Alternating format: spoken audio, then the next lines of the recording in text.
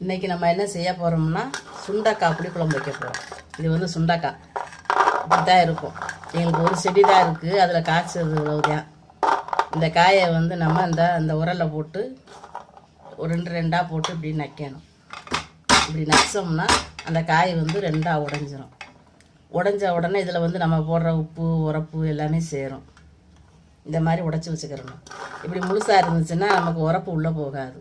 அதனால இதில் போட்டு நம்ம இடித்து நான் இடிச்சுட்டு காட்டுறேன். ஃபஸ்ட்டு கொஞ்சம் கடுகு போட்டுக்கிறோம்,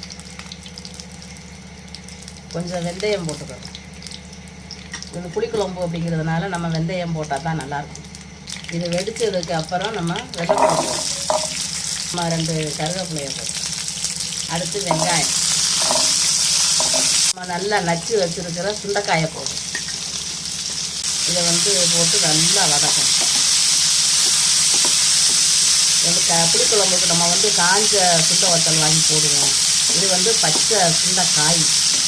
இந்த காய் கிடச்சிச்சின்னா நீங்கள் வச்சு சாப்பிட்டு பாருங்கள். இது வந்து நமக்கு வயிற்றில் புண்ணு எது இருந்தாலும் ஆறிடும். அதே மாதிரி வயிற்றில் வந்து பூச்சி இருக்கும், சாப்பிடாததுக்கு பசி இல்லாமல் இருக்கும். அதுக்கும் இது சுண்டைக்காய் சாப்பிட்டா நல்லது. இப்போ வந்து நம்ம தக்காளி பச்சை மிளகா போடுறோம். இப்போ நம்ம வீட்டில் அரைச்ச குழம்பு மசாலா பொடி போடுறோம். இது வந்து குழம்பு பொடி வீட்டில் எல்லாமே போட்டு அரைப்போம். சீரகம், மல்லி, வத்தல், பெரிய சீரகம், கசகசா எல்லாமே போட்டு நம்ம குழம்பு பொடி அரைப்போம்.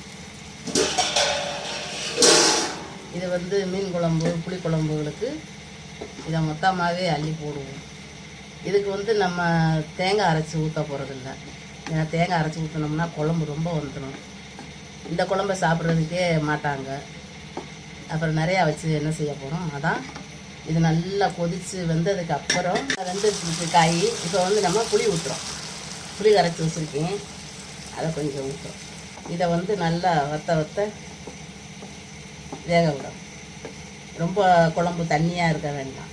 நம்ம மற்ற குழம்பு மாதிரி தண்ணி எனக்கா இருந்துச்சுன்னா குழம்பு மிஞ்சி போகும்.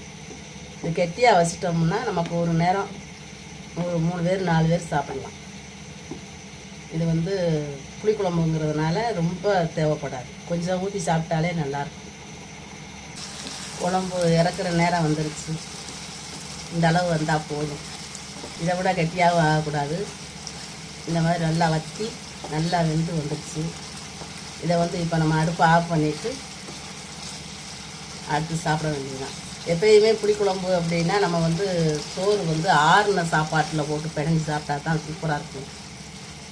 இல்லைன்னா ஒரு மாதிரி புளிக்குழம்பு அப்படிங்கிறது வந்து ஒரு கொஞ்சங்கான குழம்பு தான் ஊற்றி சாப்பிடணும்.